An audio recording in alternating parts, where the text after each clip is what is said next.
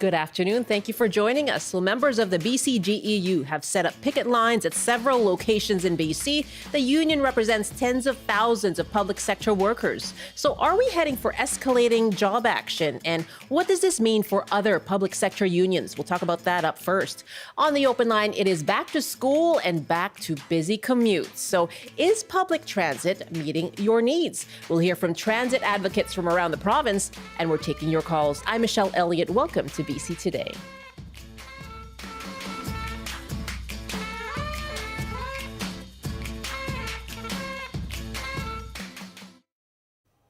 Thanks for joining us on CBC Radio 1, CBC Television, and we're live streaming too. And you can call us now. Is public transit meeting your needs? And what service improvements are needed? You can call us 1-800-825-5950, 604-669-3733, or hit pound 690 on your phone. You can also email bctoday@cbc.ca or leave a comment on our TikTok Live. First, to the BCGEU job action. It has started after members voted overwhelmingly in favor of a strike mandate. BC's wildland firefighters, social workers, conservation officers, and court workers are among the union members that voted 92.7% in favor of strike action late last week. Paul Finch is the president of the BCGEU. You know, they're fighting for fair wages here. We've seen a massive, increase in the cost of living that hasn't been matched by wages. The average BCG member in the civil service is making 2.7% less than the average wage in the province. Our members are telling us they're falling further and further behind. That's not acceptable. And where are we with negotiations right now? How far apart are the two sides? Well, there's been no negotiations over the weekend. The government has not come back to the table with a revised wage mandate and have not indicated so far that they will do that. Right now, we're quite far apart. The union has set up pickets today at 3 locations in Surrey, Prince George, and Victoria. CBC's provincial affairs reporter Katie DeRosa joins me now from Victoria. Hi, Katie. Hi, Michelle. We just heard a bit of an update there from Paul Finch, but what is the BCGEU asking for in these contract negotiations with the province? Well, one of the locations that they had a picket was on Blanchard Street in Victoria. They were getting a lot of honks today, and Paul Finch reiterated that the union is seeking a 4% wage increase in the first year and 4.25% in the second year, plus cost of living protection. Now, the problem is that's more than double what the government is offering, which is about 3.5% over 2 years. So Finch says that what the union is asking for is the bare minimum of what's needed to keep up with the cost of living that public sector workers, like everyone else, are trying to keep up with. He also pointed out that non-unionized workers in government managerial positions, for example, make on average $45,000 a year more than unionized workers. So he says the union is just trying to close that gap. Now, I'm told that the two sides are back at the negotiating table today. So the talks continue, but they do seem quite far apart. Yes, far apart, and you're dealing with a provincial government that has this $10 billion projected deficit. So how likely is that gap to close? Well, that deficit is the elephant in the room. That really is what the union is up against. So they're concerned, it sounds like, that they might not get as a beneficial or as lucrative a deal as their previous wage bumps. And, the province has been trying to rein in the spending across government, given that huge deficit. They've had layoffs in some health authorities. All ministries have been told to look at programs that they can cut, and there's been a public sector hiring freeze. So the government is trying to tighten its belt across all of its public sector areas, and so that's why it's set this cap at 3.5% over 2 years, and it's going to be a tough fight, I think. We heard from Paul Finch of the BCGEU just now. CBC also spoke to the Labour Minister, Jennifer Whiteside, on Labour Day on the early edition, and she said that she supports union members. Have a listen. We also are a government that believes strongly in the right of workers to organize, to engage in collective bargaining, and to engage in job action. And so that will play out in this situation and in many tables across the province. And we will leave the discussion about how to settle those disputes at the bargaining table where they belong. But I think that your top line around the times that we're living in really capture what a volatile moment this is right now for people generally. It's interesting, Katie, to think about the NDP and its roots with and its connection to the labor movement, relationships to unions over the years. And you think about Jennifer Whiteside with her background as a labor organizer prior to joining government. Where does this put the NDP right now? Well, of course, they're still trying to earn that support of those labor unions. And I spoke to Jennifer Whiteside previously about the transit strike in the Cowichan area, which has been going on for months now. Yes. And was asking her if she's considering any sort of arbitration or to forced negotiation, basically. And she was reluctant to go that route. So it sounds like the binding arbitration is something that the government is reluctant so far to put in. We know the federal government, for example, has done that with unions that have been striking. Yeah. But again, this has just started, so we don't know how long this will go. I've asked to talk to Finance Minister Brenda Bailey today about the progress of those negotiations. Haven't heard back yet. But when Paul Finch today was asked about, are you surprised at this kind of hardball from a government that has historically been friendly to unions, he kind of scoffed, and it almost sounds like perhaps that friendly relationship is no longer. And it will really depend on how this shakes out, as well as the negotiations for other public sector unions that we'll be negotiating in the coming months. There you have it. It's the broader picture of what we're facing in terms of labor on the labor front. And you mentioned the Cowichan transit strike that's been ongoing since February. We're actually going to talk about public transit in a bit. And so we're going to touch on that as well, the impact that it's having as it continues. You have the BC teachers working right now without a collective agreement. Their contract expired in June. Other public sector unions as well, the hospital employees union at the table. How will what happens here with the BCGEU affect those other negotiations? Well, it's an interesting question because it really seems that not all public sector unions are aligned. You mentioned the hospital employees union. Last week, they reached a so-called framework agreement with the government. Finance Minister Brenda Bailey called it a milestone in bargaining. But it's important to note we don't yet know the exact figures, what the wage increase was, but it's likely no more than the 3.5% over 2 years that the government has been offering. And in just the history with the hospital employees union is these are the employees that under the former BC Liberal government were privatized, and a lot of them were fired. And so the government has been trying to say, we're hiring them back and we're fighting for these workers. So that's where sort of the NDP lands. But this deal was really upsetting to the BCGEU. They said basically that the hospital employees union made a unilateral deal. And Paul Finch said in a statement that the agreement is below inflation, even though we don't know the exact numbers. And he says it undercuts the fight that public sector workers are trying to undertake right now for fair wages. So we're already seeing a bit of tension between unions. And so we'll be looking to see if the same thing happens with the teachers union and the nurses union, or whether they're going to have the same sort of baseline standard that the BCGEU is setting right now. As you said, early days here, even with the BCGEU job action. What might we see moving forward from that union? Well, so BCGEU has 34,000 members in fields, including, social work, healthcare, government liquor stores, courts, correctional service. And so we don't know what exactly kind of job action what we could see if the job action escalates. We asked that to Paul Finch. He says they're not going to tip their hand. But we also asked him, how long are you willing to be on the picket lines? And he says, as long as it takes. So we'll have to see how long, whether the two sides remain negotiating or whether talks break off again, and how long this could go. It is certainly a large union, so we'll keep an eye on what happens there. Katie, thank you so much. Thanks, Michelle. CBC Provincial Affairs reporter Katie DeRosa joining us from Victoria. It's 12:16.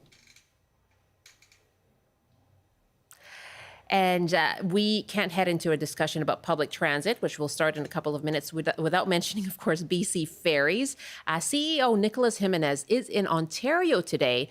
He's taking part in the Made in Canada Ferries and Rail Summit. And you'll recall BC Ferries was under fire recently for awarding a contract to a Chinese shipbuilder to build new vessels. Well, Jimenez was on the early edition this morning to talk about what led to that decision and what it will take to be able to choose Canadian shipbuilders in the future. Yards in Canada that would be able to participate in this kind of program, they just didn't have the capacity for the next 5 to 10 years. So size has got to be one of those issues. No, we'll build ships in the future. We'll go to market just like we've always done, with these open and competitive processes. And we hope the Canadian yards bid. And if they bid, we're going to hold them to the same standard that we would international yards. So we look for guarantees inside the contracts for fixed price, because we think that's a responsible thing to do. Fixed delivery schedules, really strict performance guarantees, really strict environmental and safety and quality guarantees. So we hope that those things will be present in the future when we go to market. But I do believe that the Canadian industry needs supports and investment from other levels of government in order to really be able to compete, because right now we're just not seeing it.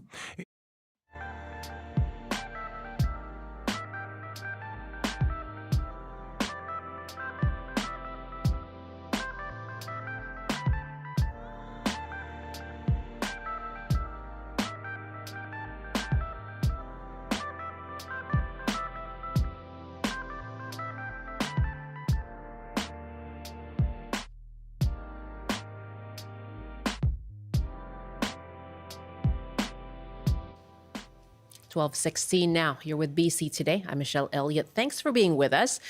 We have an email in response to our interview on the BCGEU job action. And Ben writes from Fort St. John, OMG, is anyone really paying attention to the big picture here?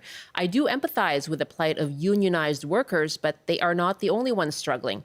Any incremental spending by governments nationwide will be with borrowed money. There is a day of reckoning looming in our collective futures, and it won't be pretty. That's an email about the wage demands coming from Ben in Fort St. John. You can send us your thoughts as well on the labor disputes with public and the labor negotiations between public sector unions and the BC government. You can email us bctoday@cbc.ca.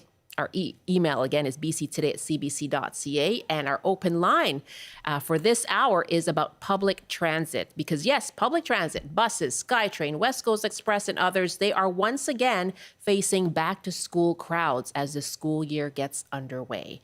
You can call us now. Is public transit meeting your needs?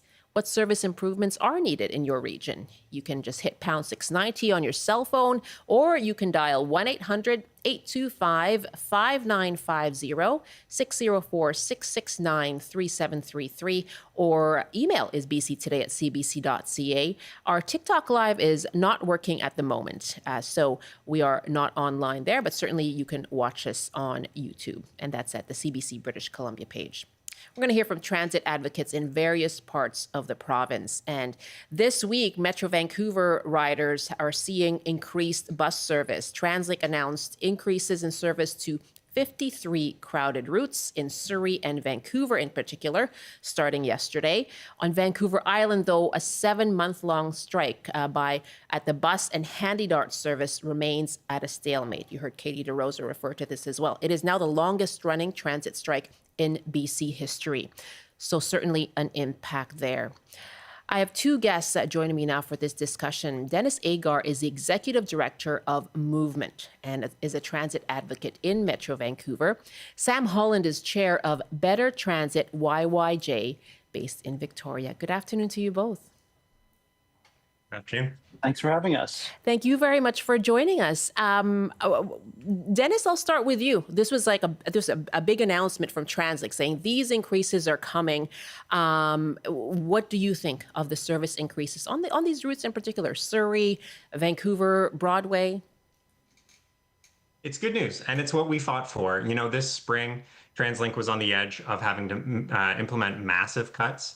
And they came to an agreement between the mayors and the province to actually fund a 5% increase in service, which is going to be rolled out, you know, this week and a few quarters out into the future.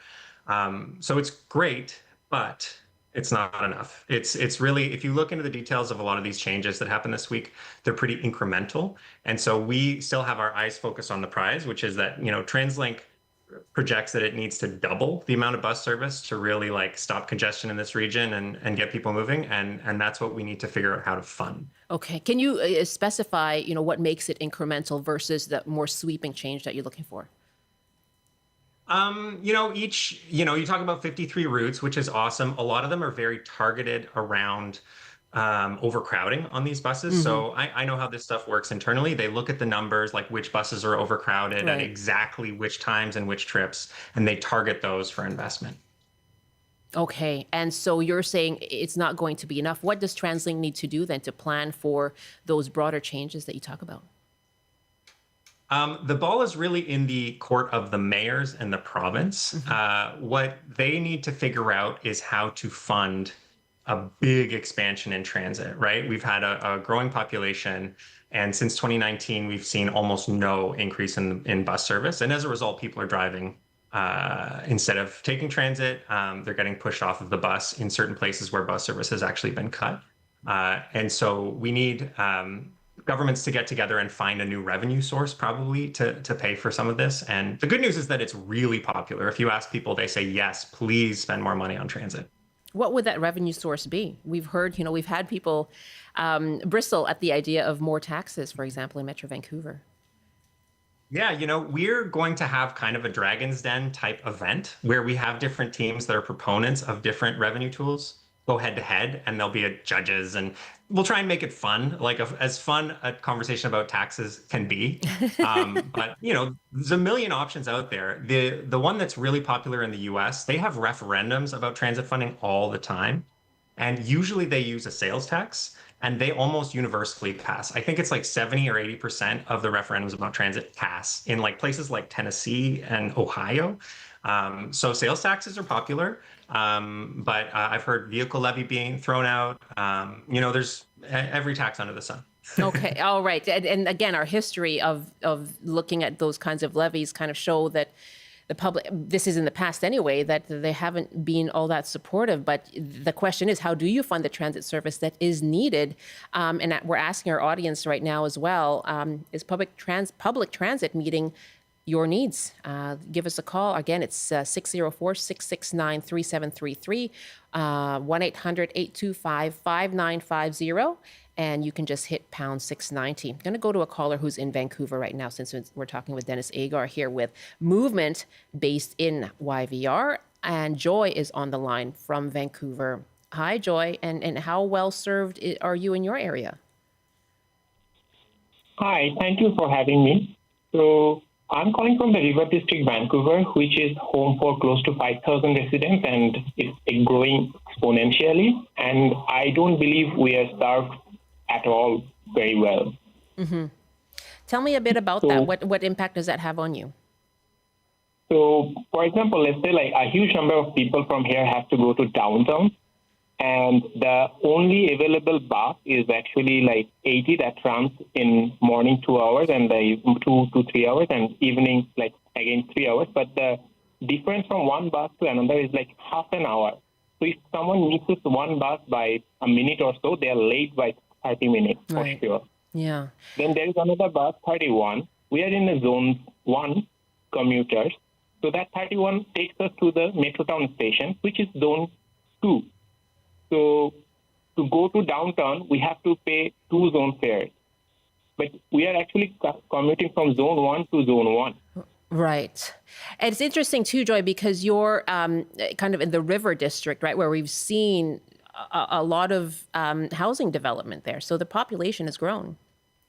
Yeah, it has been growing exponentially. So we have been having rent control apartments. There are 2 new buildings came up which are completely rent controlled. So a lot of people coming here, they have to depend on the public transport. Yeah. Joy, really good to hear from you. Thanks for raising that, and thanks for sharing your experience, what you're seeing, where you live. Let me go back to, yeah, good to speak with you. Let me go back to my guests here, and let's head over to Victoria. Sam Holland is chair of the Better Transit YYJ in Victoria. What's your sense of how well transit is keeping up with demand there, Sam? You know, it's a very interesting question. If you look over even as far back as 40 years, if you pull out a schedule, I think they're on Internet Archive, you can actually see that service hasn't really improved across much of the region. Even places like James Bay have worse service than they did 30, 40 years ago. So transit, you know, is transit keeping up? It's keeping up maybe with traffic, because that's where all our money has gone. It's gone into keeping buses running at the same frequency, maybe a bit slower, but it hasn't kept up with population growth. Where do you see the gaps? What does that mean for someone's daily life? Well, that means that if you've been commuting by transit, your transit commute is getting longer. It's getting less reliable as buses are slower and stuck in traffic. And it means that fundamentally it's getting way, way, way more expensive to run the same level of service, because we've just been putting money into primarily running more buses instead of making sure that those buses are more reliable and faster. Okay. And so I'll ask you the same question as with Dennis. So where would, who should that funding fall to, in your view? It's a really tough question here, in as much as the land use and transportation decisions made by municipalities, of which we have, I think, 13 across the region, affect our transit service, which is run by a commission called the Victoria Regional Transit Commission. And so the decisions made by each of these two groups affect, but they affect each other, but they don't communicate very well with each other. So we really need to do a good job in building connections between these bodies, and also I think moving towards a regional transportation service that has more power to affect what's on the streets. TransLink is one model, and there's a lot of other models out there that I think we can look toward to as a region to get an organization that has the power to make decisions about street space and also bus service, and potentially even looking forward to rail service, which it's about time in Victoria to start thinking about that. And we'll talk about it in a few minutes as well in greater detail, but this as a province, has put forward these mandates for municipalities to increase housing along transit corridors. So it's interesting that you raise that point about organizing more of that service. Let's just take another call here from Peter in White Rock before we go to the news break, asking you, is public transit meeting your needs? Hi, Peter. What are your thoughts? It's not really meeting my needs and other people's. For one thing, it's still kind of expensive, and there's not enough of it. So where do we get the funds? Well, for one thing, we could tax, corporations, wealthy corporations, especially oil companies. We could raise taxes on multimillionaires, and there could be luxury taxes, especially maybe for brand new cars, so that those taxes wouldn't affect the average working person. And hopefully that could keep prices low, get more people on transit, and then, of course, as one of your other guests said, reduce congestion, reduce pollution, which has health benefits. It would be win-win. So it's not a question of a lack of funds. It's where do we get them from, and what are our priorities? Peter, thank you so much for the call from White Rock. And Dennis, you talked about sales tax as a possibility earlier as well. So interesting that you raised that as a possible source, Peter. Thank you for that. Taking your calls, asking you, is public transit meeting your needs? We are heading into a new school year. That commute, the busy back-to-school commute is back, and we are asking you how well public transit is meeting your needs in your part of the province. We're going to hear from a Penticton City Councillor coming up at 12:45 as well. Right now, my guests are Denis Agar, who's Executive Director of Movement. He's a transit advocate in Metro Vancouver, and Sam Holland is Chair of Better Transit YYJ in Victoria. We got an email from Scott in Burnaby who writes, "We just sent our daughter to UBC, and while she's staying in residence, getting there from Burnaby would have taken up to 90 minutes by transit or by car. In India, it's common to have private companies run shuttle vans directly to schools. I think we need that here. Schedule private shuttles that run direct routes from different parts of Metro Vancouver to campuses like UBC. It would save time, cut traffic, and give students a real alternative." Scott, thanks so much for your email. bctoday@cbc.ca, and of course, taking your calls on the open line. And we'll go back to your calls and my guests, Sam Holland and Denis Agar, coming up right after this CBC News Update with Rob Zimmerman.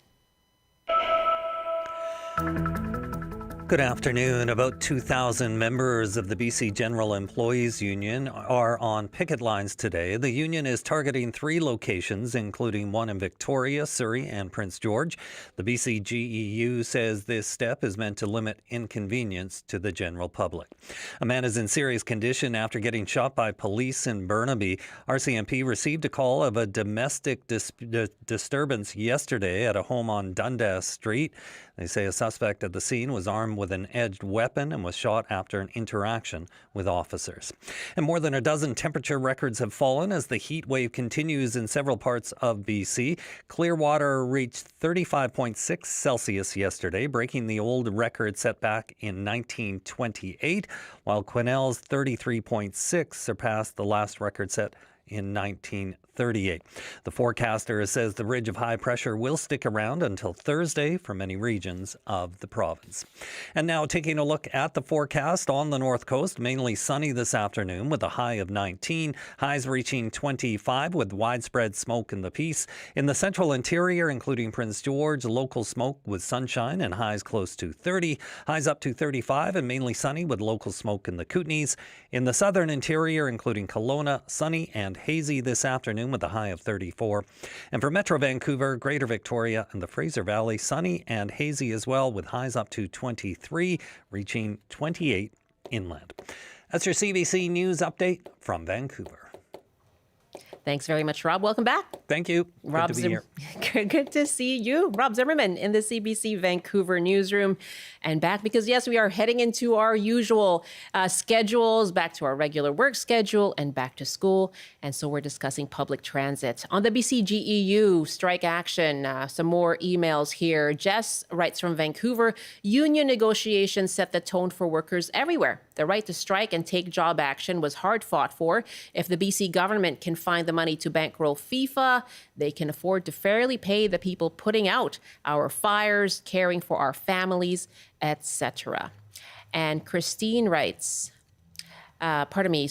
writes, this is an expensive place to live. We need workers to be able to live and work here. If the taxes have to go up, they have to go up. And that's Susan in North Vancouver. Thanks so much for your emails. You can send them to bctoday@cbc.ca. And we are taking your calls on public transit. Is public transit meeting your needs? And what service improvements are needed where you live? You can hit pound 690 on your cell phone or dial 1-800-825-5950, 604-669-3733.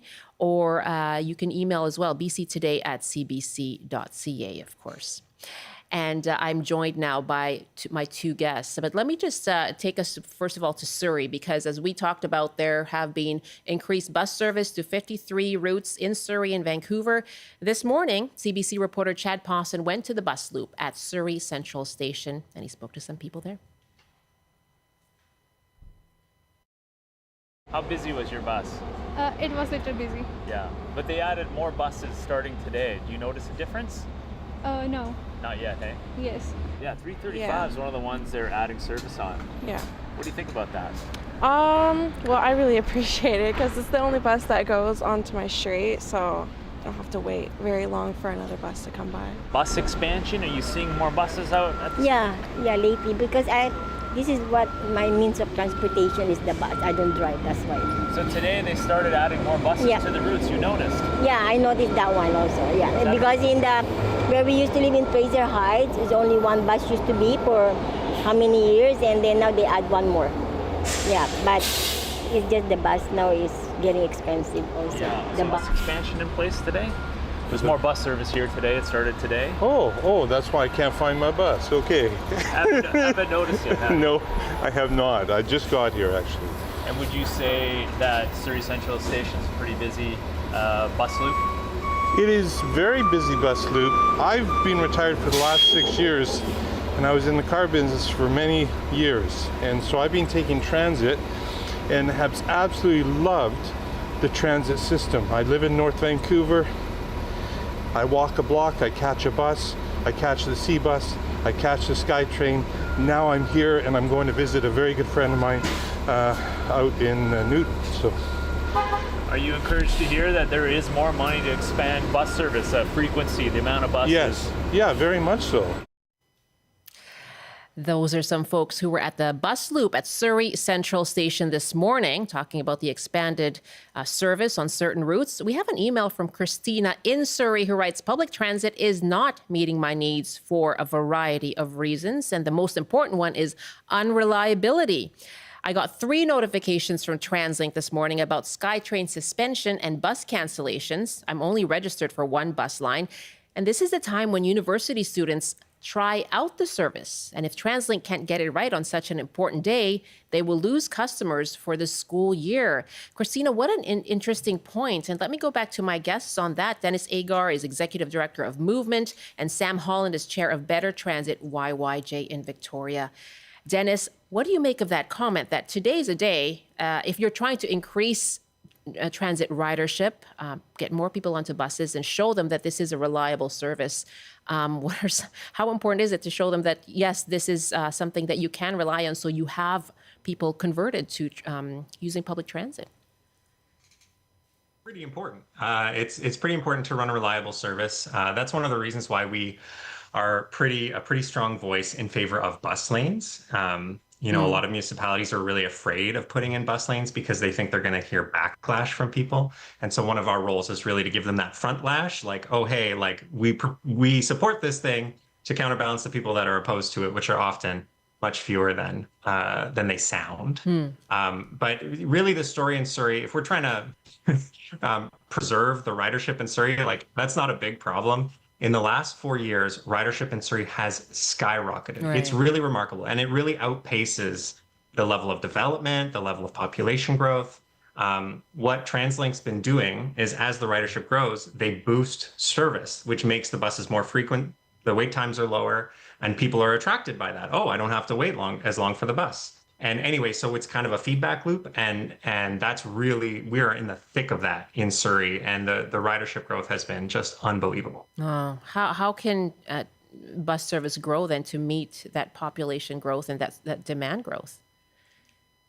Well, in the last 4 years since COVID, TransLink has been growing that bus service by cutting it elsewhere because they've had no new bus service, but no new buses to put on the road. And so TransLink service in Vancouver is much less frequent than it used to be. Like the 8 on Fraser now runs every 15 minutes instead of every 8 minutes like it used to. And so obviously that's untenable. That's a busy route, yeah. Yeah, exactly. And that's why we're so militant about boosting service levels. And I'll add too that people reacted to that drop in service, right? Like ridership, I think, is down 30 or 40% since the start of the pandemic on Fraser, whereas some of these routes in Surrey, they're easily double what they used to be. And the buses come every 6 minutes now in some places. Sam, in Victoria, you have UVic students as well. What's needed to give people the sense that this is a reliable service, that public transit is reliable? Well, there's definitely 2 components to reliability. And the first one is obviously, does your bus show up on time and does it get you to another place on time? But the other part that's super important is frequency. So if your bus comes every 5 minutes, it doesn't really matter. It might as much anyway if you miss one or if one is a little bit late because there's another one just coming down the road. Right. And that just, as Denis was mentioning, that's really why it's important to support bus service levels. And it's also why it's really important to get bus lanes on the road. If buses are stuck in traffic, they're slower, they can't do as many runs in a day, and we're paying more for worse service. For UVic students specifically, that's why we're having a discussion here about transit improvements on Mackenzie, which is one of our major both transit bottlenecks and one of our major thoroughfares. So we really need to make those kinds of improvements on the street in order to get bus service to be reliable and frequent. Meanwhile, over in the Cowichan Valley, as I mentioned, the transit strike that is heading into its 8th month. It started in February. The union there is demanding higher wages as well as access to washrooms while out driving. In a statement sent to CBC, Labor Minister Jennifer Whiteside said, quote, "The ministry continues to explore what we can do to help the parties find a path toward to resolve this dispute." I just want to take a listen to this clip from Katie Segal, who chairs the Cowichan Valley Regional District Board of Directors, and she would like the province to do more to try to get buses back on the road. She spoke with CBC reporter Catherine Marlowe. We've talked about missed doctor's appointments, lost jobs, but there's so many layers. You can imagine being a grandparent who either doesn't have a car or doesn't have a license anymore and depends on transit to be able to visit family. You can imagine being a teen trying to get your first job. And if you don't have family to give you a ride to that job, you don't get a job this summer, and there's a greater inequity of not being able to develop the work experience that teens are trying to get in our world. Perhaps you are receiving treatment to detox from drugs, and you can't get to the medicine that is needed to support that. Perhaps you have children in care. You're trying to visit your kids, or you're trying to make all the appointments to be able to show that you can get your kids back. And now that you don't have a mode of transportation through transit, you're not able to make that. There are so many inequities, and transit is a crucial part of bridging those inequities. The Cowichan Valley already has, we have the highest rate of brain injuries in the province. So we'll have a higher amount of people that are no longer able to drive because of those brain injuries. We have the highest rate of intimate partner violence in the province. So that, the lack of transit only can amplify power dynamics there. We have the highest rate of child food insecurity, getting to a grocery store. If you live in an area without a grocery store and you don't have a ride, it just goes on, and we have been flooded at the CVRD with letters.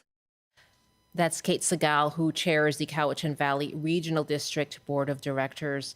Sam Holland, you're based in Victoria, and these are two separate transit systems. And we're talking here about a union that's been negotiating or is on strike, and the company is a private company that's contracted by BC Transit. But from your perspective in Victoria, what do you make as you watch this take place? Well, for one thing, it shows the importance of good communication between your union and your operator. And for another, it really shows the importance of valuing your workers. We see that washroom access in Victoria is also an issue, as well as pay. Even recently, one of our municipalities, Oak Bay, was in the news for not wanting to allow a washroom to be constructed in Oak Bay because a few neighbors complained. And these are things we really have to consider, like at a regional level, but also, do we really want to have transit operators need to use the washroom, but they can't? It's just, that's not acceptable for our transit system. But transit is super, super important to everybody here. The biggest population I think of is seniors. There's lots of reasons why people can't drive a car or ride a bike, and transit just needs to be there for those people. It needs to be there as well so we can meet our climate goals. It's just devastating to see the effect that the strike has had on people in the Cowichan Valley, and I really hope that they can come to resolution soon, because transit is it's an essential service. And Dennis, we've been talking about you're having this Dragon's Den type of event. What kind of rethink is needed then as we move forward with public transit? We just need stable funding, right? TransLink did have a stable funding model for a good stretch, like between 2016 and 2019. Oh, those were the good days. Things were growing every quarter. They were adding more service. And it was, TransLink was heavily reliant on fuel taxes, a tax at the pump for every car.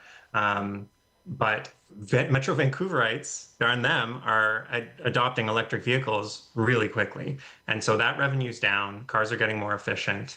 Fare revenue was down pretty significantly during COVID, and they didn't boost service every year like they used to. And so it hasn't kept up with inflation. And so there's a few kind of gaps in TransLink's funding model that has just resulted in a total collapse. And so, yeah, that's we think, we need to be creative. We need to come up with something new, something that will get the most broad support and acceptance. Like I said, transit funding is popular. There was one national survey in Canada, 81% of people said they would be willing to spend more, so that transit was better, not in fares, but in taxes. And so it's just a matter of picking the right one. Really good to speak with you both as we examine the state of public transit today on such an important day in people's lives. Thanks so much for joining us. Thanks for having us. Denis Agar is Executive Director of Movement in Metro Vancouver. Sam Holland is Chair of Better Transit YYJ in Victoria. Lots of emails on this as well. Kathy writes, as a retired person, I like to volunteer for festivals. I live in Surrey and recently volunteered for the Fort Langley Jazz Festival. A 2-hour bus trip one way really takes the joy out of me. It was the same for the Vancouver Folk Fest and the Burnaby Blues Fest. Very disappointing. And we have another email here from Joan, who writes, commuters are facing increased fares every July and still SkyTrain and buses are very crowded. I think there should be a vehicle levy as cars, etc., are not paying their fair share and our roads are crumbling, or get TransLink to reduce their administrative costs. The intersection in front of Waterfront Station is in a terrible state and is very dangerous for pedestrians and vehicles. Who is responsible and why don't they fix it? Lee writes, I lived on Gorge Road years ago, and 2 complaints about service led me to buy a car. As a person with a disability living on the Gorge, where many other people with disabilities live, bus service was overloaded with wheelchairs during rush hour. People in wheelchairs were often left behind due to lack of room. Unacceptable. Bus shelters are not shelters, but stylish roofs with benches. Wind tunnels with advertising. I once read in a complaint about the British ones. If a bus was late due to long time loading wheelchairs, walkers, and strollers, winter weather would chill to the bone in the very open shelters with inadequate roofs. Thank you very much. Continue to take your calls and your emails as well on this. Is public transit meeting your needs? Our email address is bctoday@cbc.ca.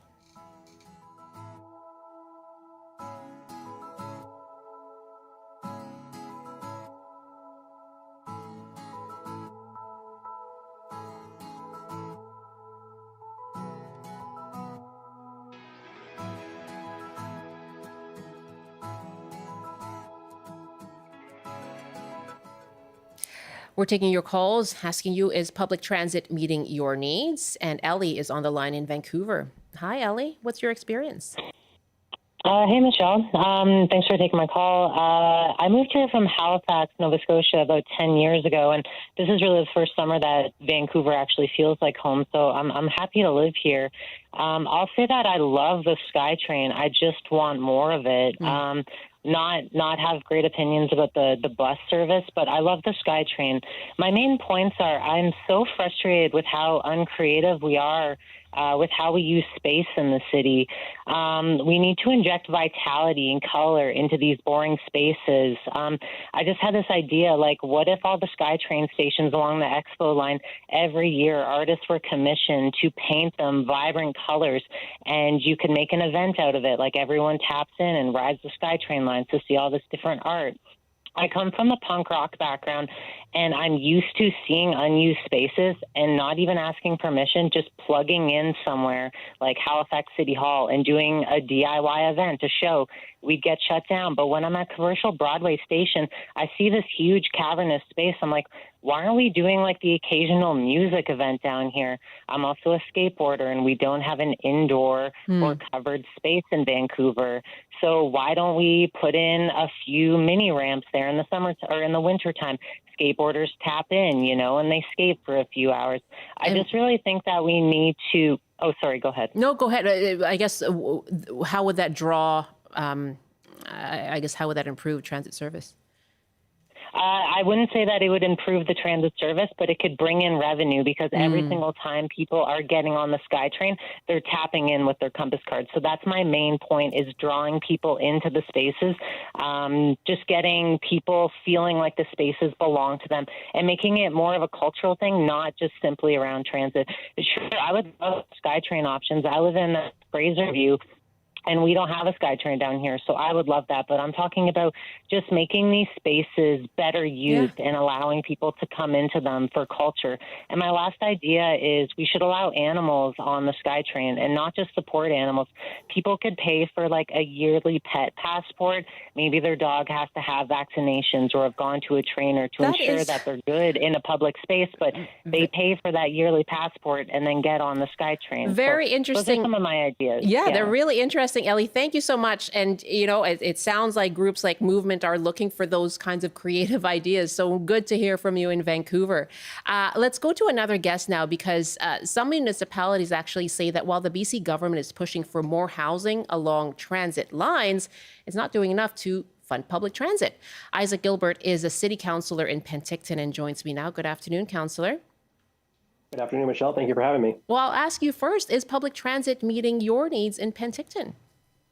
I think like right now, we are starting to see back to pre-pandemic levels, and we are seeing an increase in ridership. So with our youth program, so I would say that we're starting to probably, I would say meets our needs during the day, but doesn't meet our needs in the evening, especially after about 6 p.m. because most of our buses go down to a single line throughout the rest of the evening. And in terms of population growth, what are you seeing and what impact will that have on demand? Yeah, so, with our demand, especially too, since we've been mandated, we have 3 transit-oriented areas in the city of Penticton, which means any development in a certain buffer means there's no parking minimums. And we're starting to see a lot of purpose-built rentals being built in those areas and around our core. And so we have tried to push, our council is committed to increasing our bus service for our main route and then create evening service for all of our routes so that people can get to work and be able to get around the city, especially our youth as well. So I think, with it, I appreciate the trying to push for more housing and getting that housing is a critical thing, but we also need to have the infrastructure like transit services to be able to provide services for people to get around. And tell me about that. So from your position as the municipality, what have you done to push for more housing and in turn more transit around those developments? Yeah, thanks for the question. So when we were first elected in 2022, our council set up a official community plan task force to try to address our housing needs to get more housing in the ground. And by the time that the BC government pushed those bills in to get rid of the single family zoning and transit oriented, our task force basically recommended a lot of the same things that BC government was pushing for. So that was good. And then for the transit, so we had 3 phases that we were trying to implement to increase our transit service. One was to make our number 5 bus, which is our main bus, to a 15-minute service, and then all other buses down to have evening and weekend service. And so our council actually, phase 2, we expedited that into phase 1 so that people could not only have the core bus running 15 minutes, but that bus would also be running in the evening along with all the other services. But when it comes to getting the funding that you need from the province, what's happening there? Yeah, so what we were told this year is that the province is not funding a lot of the transit services around the province. We were not the higher priorities, and even the ones that were high priorities didn't get their full funding. So the Fraser Valley in Chilliwack, their bus service, and the city of Penticton were the only 2 services in the provinces that were mandated with the transit-oriented areas that did not receive funding from the province to be able to increase our bus services in our city. So you're saying that while you'd like to pursue this increase, you don't have the funds from the province to do so? Yeah, exactly. So we as a city have committed to the restructure of the route. And as is the province mandate, they are to pay 50% of the services of BC Transit for those areas. So we've committed our end, and BC Transit has accepted it too. And the province is not funding enough of the province's transit around the whole province. Good to hear from you on this, and we'll continue to follow it, Isaac. Thanks so much for your time. Thank you for having me. Isaac Gilbert is a Penticton City Councillor. Okay, let's head over to Trail now as we ask you, is public transit meeting your needs? And Kirk is joining us. Hi, Kirk. Hi, how's it going? I'm fine. Thanks for calling in. And what kind of public transit service are you seeing? Well, I'm seeing a decline in service actually in Trail. And I work in the rail industry. And I've also, before that, been kind of all over the world and seen how it is much more efficient. Okay. But a big disconnect that we have here in Canada is because with a relatively small population, okay, it's harder to make. I think I have a sense of what you're saying, Kirk. Unfortunately, I think you're getting a call, and so we're missing quite a lot of what you're saying. But you've said that it's been declining, and that elsewhere where population might meet the funding or might meet revenue sources, things might be better there, is what I'm getting from what I heard from you. I apologize. I just had too much cutting in there to really get a sense of what of your complete point. So I don't want to leave people hanging on what you have to say, but thank you for the call from Trail. Lots of emails on this. Jim writes, no bus north of Whistler, no bus from Whistler to Horseshoe Bay. Buy back our rail system. Put dayliners on it that connect with SkyTrain. Less stress and traffic on Highway 99. Joan writes, frequency is a critical issue. I love my Compass card and wouldn't consider driving downtown, but have experienced 15 to 20 minute wait times and subsequent long lineups downtown for the number 2 McDonald serving Vancouver's west side, even during rush hour. This route is critical for promoting and providing bus service for this community. Thank you for your email, Joan. It's bctoday@cbc.ca if you want to let us know more about whether public transit is meeting your needs in your part of the province.